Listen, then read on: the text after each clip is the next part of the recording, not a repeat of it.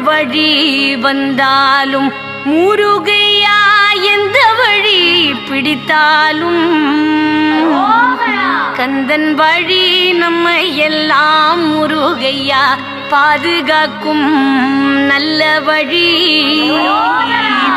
செந்தனுக்கு பால் குடமும் முருகையா சிறுவரெல்லாம் வேல்முகமும் ஏந்தி வரும் கோலமையா முருகையா ஏந்தி வரும் கோலமையா முருகையா எடுத்து சொல்ல வார்த்தையில்லை.